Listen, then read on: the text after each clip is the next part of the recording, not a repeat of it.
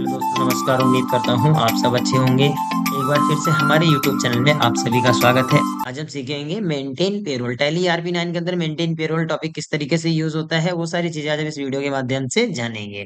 तो चलिए स्टार्ट करते हैं। तो सबसे पहले तो आप ये समझ लीजिए कि मेंटेन पेरोल जो होता है वो सैलरी पे स्लिप बनाने के लिए यूज होता है।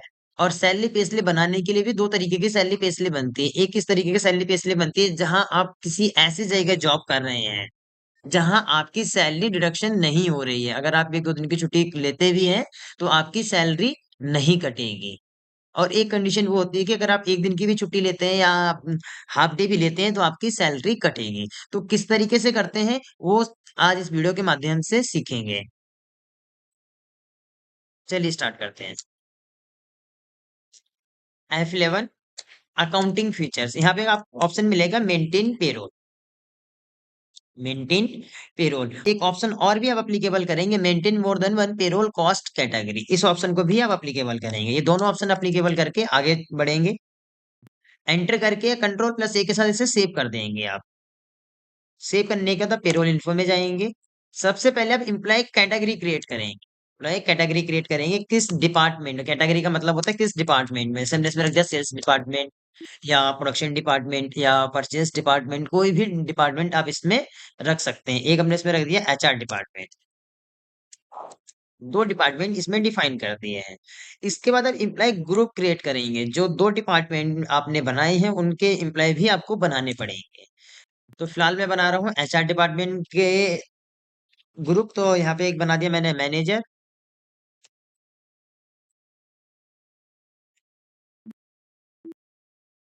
और एक बना दिया ऑफिस। इसके बाद क्रिएट करेंगे सेल्स डिपार्टमेंट। अब बनाएंगे हम सेल्स डिपार्टमेंट के। तो सेल्स डिपार्टमेंट एक आपने बना दिया पियून और एक बना दिया असिस्टेंट मैनेजर। अगर मैनेजर छुट्टी पे है तो असिस्टेंट मैनेजर इसको देख सकते हैं। इसके बाद अब आप एम्प्लॉय क्रिएट करेंगे। अब आप इसमें एम्प्लॉय क्रिएट करेंगे तो सबसे पहले आप ध्यान रखना, जब भी आप एम्प्लॉय क्रिएट करने के लिए जाते हैं, मैं एक बार और दिखाना चाहूंगा आप लोगों को। पहले आपने एम्प्लॉय कैटेगरी क्रिएट करी, फिर एम्प्लॉय ग्रुप क्रिएट करे, इसके बाद आप एम्प्लॉय क्रिएट करेंगे। तो जब आप एम्प्लॉय क्रिएट करने के लिए जाएंगे तो देखेंगे सबसे पहले आप इधर देखेंगे कैटेगरी। तो यहाँ पे प्राइमरी कॉस्ट कैटेगरी आता है। तो प्राइमरी कॉस्ट को आपको हटा के कौन से डिपार्टमेंट का आप एम्प्लॉय बना रहे हैं। तो फिलहाल हमने बनाया सेल्स डिपार्टमेंट के। असिस्टेंट मैनेजर है। और जो भी यहाँ पे बेसिकली जनरल इंफॉर्मेशन होती है एम्प्लॉय के, वो आप इसमें डाल सकते हैं जो जो आपके पास है। फिलहाल मैं कुछ भी नहीं डाल रहा हूँ, इसे स्किप करके चल रहा हूँ सेव करके। एक और सेल्स डिपार्टमेंट में क्रिएट करेंगे। मोहन को बना दिया पीयून। इसके बाद हम क्रिएट करेंगे HR डिपार्टमेंट में। और HR डिपार्टमेंट में एक बना दिया हमने अंश। इसको बनाया हमने मैनेजर। एक और क्रिएट करेंगे नमन ऑफिसर। इनको क्रिएट करने के बाद आप सेव कर देंगे। अब सेव करके वापस आएंगे यूनिट वर्क। यूनिट वर्क उस कंडीशंस में क्रिएट होता है जहां पे आप ओवर टाइम वगैरह क्रिएट करते हैं। ओवर टाइम वगैरह क्रिएट करना है तो आप यूनिट वर्क क्रिएट करेंगे। फिलहाल मैं ओवर टाइम इस पे नहीं लेके चल रहा हूँ। अटेंडेंस प्रोडक्शन टाइप क्रिएट करेंगे। अटेंडेंस प्रोडक्शन टाइप में आप प्रेजेंट absent, अगर प्रेजेंट है तो अटेंडेंस लिव विथ पे आपको सैलरी मिलेगी।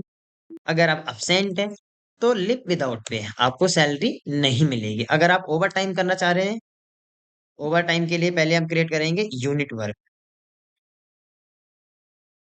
आवर्स। फिर क्रिएट करो attendance production type over time. ये आपका प्रोडक्शन में चला जाएगा क्योंकि ये आपकी सैलरी से एक्स्ट्रा है। जो आपकी फिक्स सैलरी है 10,000 15,000 जो भी अमाउंट है उसके अलावा जो है, इसलिए प्रोडक्शन में चला जाएगा। इसको सेव कर देंगे। सेव करने के बाद अब आप क्रिएट करेंगे पे हेड्स। पेरोल की सबसे मेन पॉइंट जो है वो है पे हेड्स। एक बार आपको पे हेड्स बनाने में समय जरूर लगता है। इसके बाद आप पे हेड्स, आप एम्प्लॉय चेंज करते रहिए, एम्प्लॉय नए क्रिएट करते रहिए और आपके पे हेड्स बने रहेंगे इसमें। सबसे पहले कि पे हेड्स क्रिएट होगा बेसिक सैलरी का। Earning fix indirect expenses. ध्यान रखना, ये एम्प्लॉय के बेसिस पे अर्निंग है। एम्प्लॉय के लिए अगर देखेंगे पेयर्स टाइप, जो एम्प्लॉय के लिए वो अर्निंग है। लेकिन अगर आप कंपनी की तरफ से देखेंगे तो ये इनडायरेक्ट एक्सपेंसेस है। फिलहाल मैं आपको इस पेरोल में वो सिखा रहा हूँ कि जिसमें सैलरी रिडक्शन होती है। अगर आप कहीं जॉब करते हैं तो उसमें सैलरी रिडक्शन होती है, उस पैटर्न पे मैं आपको इसमें बता रहा हूँ। यहाँ पे आप चेंज करेंगे कि आपकी जो सैलरी वो किस बेस पे मिलेगी, वो मिलेगी आपको ऑन अटेंडेंस प्रेजेंट और मंथली, मंथ के हिसाब से आपको सैलरी मिलेगी। इसके बाद क्रिएट करेंगे HRA होम रेंट अलाउंस। ये भी अर्निंग है। ये कंपनी पे डिपेंड करता है, कई जगह वेरिएबल होता है, कई जगह पे फिक्स होता है। फिलहाल यहाँ पे फिक्स ही लेकर चल रहे हैं। ये भी सेम इनडायरेक्ट एक्सपेंसेस है। इसे आप चेंज करेंगे क्योंकि ये आपका जो है वो एडिशनल अलाउंस है, तो ये आपका अटेंडेंस के बेसिस पे नहीं रहेगा। ये फिक्स होता है। अगर आपको एक महीने में बताया गया कि आपको 5,000 HRA मिलेगा तो 5,000 ही मिलेगा। यहाँ पे आपको सिलेक्ट करना पड़ेगा ऑन करंट अर्निंग टोटल। इसको सिलेक्ट करेंगे, वैल्यू, इसको रख दिया 5,000। ये क्रिएट करेंगे TA. TA travelling allowance, same earning है ये भी, इसको भी फिक्स ले लेते हैं। और इनडायरेक्ट एक्सपेंसेस इसमें भी चेंज करेंगे क्योंकि ये भी जो है इसी तरीके से आपको देना है। ये आपको मिल गया 3,000। ये क्रिएट करेंगे टीए डीएनएस अलाउंस, जिसको हिंदी में बोलते हैं महंगाई भत्ता। ये कंडीशन रहता है कि अगर आपको टीए मिलेगा तो ही आपको डीए मिलेगा, अगर टीए नहीं है तो डीए भी नहीं है। इनडायरेक्ट एक्सपेंसेस, इसे भी चेंज करेंगे। ये रख दिया आपका 3,000 टीए था, तो ये रहेगा आपका 1,500 रुपये। एक और क्रिएट कर लेते हैं पीएफ। ये डिडक्शन है क्योंकि ये एक अभी फिलहाल हमारी सैलरी से कट रहा है और कंपनी के लिए लाइबिलिटीज बनेगा, क्योंकि कंपनी आपको ये आज नहीं तो कल ये देगी आप, इसलिए कंपनी के लिए लाइबिलिटीज है और आपके लिए डिडक्शन है। सेम इसको भी चेंज करेंगे। अब यहाँ पे अभी तक आप अर्निंग सेलेक्ट कर रहे थे, अब आप डिडक्शन सेलेक्ट करेंगे। ये रख दिया 2,000। ये क्रिएट करेंगे LIC, लाइफ इंश्योरेंस क्लेम। ये भी सेम डिडक्शन है, करंट लाइबिलिटीज है क्योंकि ये आपकी सैलरी से कटेगा।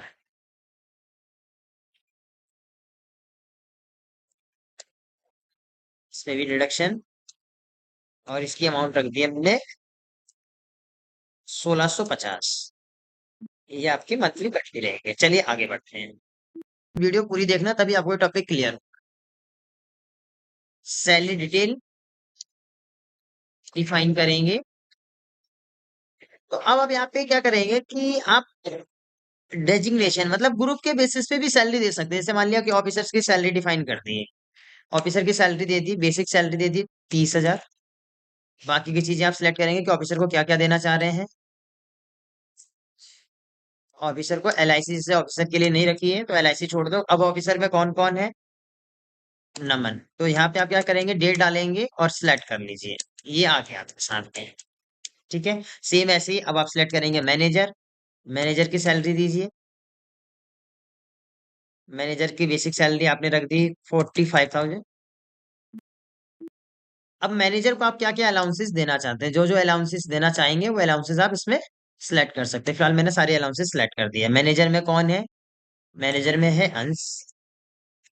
फिलहाल एक एक एम्प्लॉय क्रिएट करा है, इसलिए आपको ये लग रहा होगा कि ये तो हम वैसे भी कर सकते हैं। अगर आपके पास मल्टीपल एम्प्लॉय होते एक ही ग्रुप के, मैनेजर में 4 होते, ऑफिसर में 4 होते, तो आप इस तरीके से चीजें यूज कर सकते हैं। फिलहाल हम इसको नॉर्मली करना चाहेंगे एम्प्लॉय के बेसिस पे। ये है असिस्टेंट मैनेजर। असिस्टेंट मैनेजर की जो बेसिक सैलरी रखी है वो है 40,000। और अलाउंसेस सेलेक्ट करेंगे, इसे भी हम LIC नहीं देंगे। इसके बाद कौन बचा है, मोहन। मोहन है आपका पियून, तो पियून को सैलरी देंगे हम 25,000। बाकी के अब इसके लिए क्या है, ना ही इसके लिए LIC है ना ही इसका PF है, तो दोनों चीजों को छोड़ देंगे, एंटर कर देंगे। चलिए आगे बढ़ते हैं। चेक करना चाह रहे हैं आप, डिस्प्ले में जाके देख लीजिए। अमन, अंश, मोहन, नमन, और ये तो बाकी ग्रुप के ही हैं तो पता चल जाएगा। इसके बाद हम चलेंगे पेरोल वाउचर में। पेरोल वाउचर में जाने के बाद आप अटेंडेंस लगाएंगे, कंट्रोल प्लस F5 करेंगे अटेंडेंस के लिए। आप शॉर्टकट केस करना चाहते हैं तो कंट्रोल प्लस F5 करके, ठीक है, फिलहाल अटेंडेंस लगा लेते हैं जो हमारे पास इम्प्लॉय। अटेंडेंस के लिए अब आप एक एक करके लगाएंगे, तो वही इतना समय लगना है आपको, तो इससे बढ़िया हम करेंगे ऑल्ट प्लस ए। क्या करेंगे? ऑल्ट प्लस ए, अटेंडेंस ऑटोफिल। कब की अटेंडेंस लगा रहे हैं? 1 अप्रैल की। अब यहाँ पे आपको ये चीज जरूर डिफाइन करनी पड़ेगी कि एम्प्लॉय कैटेगरी आप किस डिपार्टमेंट की अटेंडेंस लगा रहे हैं। फिलहाल मैं दोनों को लेके चलूंगा, HR डिपार्टमेंट भी और सेल्स डिपार्टमेंट, इसलिए सिलेक्ट करेंगे इसको ऑल। और क्या अटेंडेंस में लगाएंगे हम प्रेजेंट कितने दिन की, 28 दिन की सबकी लगा लेते हैं। फिलहाल एम्प्लॉय नेम से शो होना चाहिए ये। यहाँ पे चेंज करना चाहते हैं किसी के तो कर सकते हैं, जैसे इसके 30 दिन रख दी, इसके 30 दिन रख दी। इम्प्लॉय नंबर हमने सिर्फ अमन का ही डाला था और का डाला नहीं था, इसलिए औरों का नहीं आ रहा है, एक का ही आ रहा है। अटेंडेंस लग गई है। अब इसके बाद हम बनाएंगे सैलरी पे स्लिप। अब इनको हम सैलरी देंगे, तो सैलरी देने के लिए भी सेम करेंगे, कंट्रोल प्लस F4। और यहाँ पे आप सिलेक्ट करेंगे, कैश सिलेक्ट करके आप, अब यहाँ पे वही चीज आ गई कि आप एक एक करके डिपार्टमेंट का सिलेक्ट करेंगे तो फिर आपके लिए दिक्कत हो जाएगी। तो क्या करेंगे? ऑल्ट प्लस ए। अब यहाँ पे जो आ रहा है वो पेरोल ऑटोफिल, तो सैलरी दे रहे हैं। ध्यान रखना ये एजुकेशन वर्जन है, तो इसमें आपका 30 अप्रैल शो नहीं हो सकता है। तो आप जो बिगिनिंग डेट रखेंगे वो 1 अप्रैल से, और एंड डेट जो रहेगी आपकी वो 1 मई रखनी पड़ेगी आपको। और अब यहाँ पे भी वही चीज आ गई कि आप किस डिपार्टमेंट को सैलरी दे रहे हैं, ये एक एक डिपार्टमेंट को लेकर चलता है। तो अभी फिलहाल रखेंगे हम HR डिपार्टमेंट को। और एम्प्लॉय नेम के हिसाब से कैश या बैंक, अगर आप बैंक से रखना चाहते हैं तो आप बैंक का लेजर क्रिएट करें, नहीं तो आप कैश में भी पेमेंट कर सकते हैं। HR डिपार्टमेंट में 2% थे, दोनों की सैलरी आ गई है, अंश और नमन। अब इनके जो अलाउंसेस थे वो आप देखेंगे तो ये बढ़ के आ गए हैं अलाउंसेस, जो इनके अलाउंसेस थे ना, जो जैसे TA DA HRA वगैरह था वो उनका डबल होके आ गया। लेकिन बेसिक सैलरी देखेंगे वो सेम आई है, क्योंकि नीचे आप नरेशन में देखें जो इनका टाइम पीरियड है वो 1 अप्रैल से 1 मई का आ रहा है। जैसा कि मैंने अभी आपको बताया था कि एजुकेशन में 30 अप्रैल डेट एक्सेप्ट नहीं करती है, आपको एक ही 1 अप्रैल 1 मई 1 जून इसी तरीके की डेट रखनी पड़ेगी आपको, इसी तरीके की डेट रखनी पड़ेगी। तो इसलिए ये 1 अप्रैल से 1 मई तक के, मतलब 2 महीने का टाइम पीरियड इसने काउंट कर लिया है। जो आपके जो अलाउंसेस है वो डबल जरूर हो रही है, लेकिन बेसिक सैलरी जो आ रही है वो अटेंडेंस के बेस पे ही आ रही है। जितने दिन आपके प्रेजेंट थी उतने दिन ही, उतने दिन की ही सैलरी आई है। चलिए इस एंट्री को सेव करते हैं, वापस आएंगे एक बार और ऑल्ट प्लस ए करेंगे, सैलरी सेम 1 अप्रैल से 1 मई। अब कौन से डिपार्टमेंट का? सेल्स डिपार्टमेंट का करते हैं।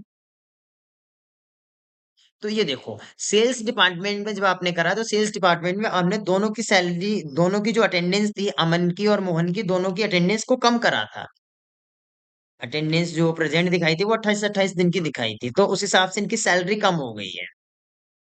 इनकी सैलरी उस हिसाब से कम हो गई है। अलाउंसेस सेम इनके भी डबल हो गए हैं, क्योंकि जो नीचे नरेशन आप देखेंगे वो 1 अप्रैल से 1 मई दिखा रहा है। तो 2 महीने की सैलरी काउंट हो रही है, इसलिए इनके अलाउंसेस बढ़ रहे हैं। लेकिन बेसिक सैलरी जो आपकी अटेंडेंस है, अटेंडेंस के बेस पे ही लेके चलती है। चलिए चेक कर लेते हैं। चेक करने के लिए जाके display, payroll report, statement of payroll, pay slip. अगर आप सिंगल पे स्लिप चेक करना चाहते हैं तो जैसे अमन की, चलिए चेक कर लेते हैं। तो अमन की जो अमाउंट है, पहले आप ग्रोस सैलरी को समझे फिर अमाउंट को समझाऊंगा। ग्रोस सैलरी वो सैलरी है जो आपने सैलरी डिफाइन करी थी, 40,000 डिफाइन करी थी। DA 1500 था, HR 5,000 था और TA 3,000 था। अब अमाउंट की बात करेंगे तो अमाउंट में क्या करा कि इसकी जो सैलरी डिडक्शन हुई थी वो सैलरी माइनस होके आ गई है।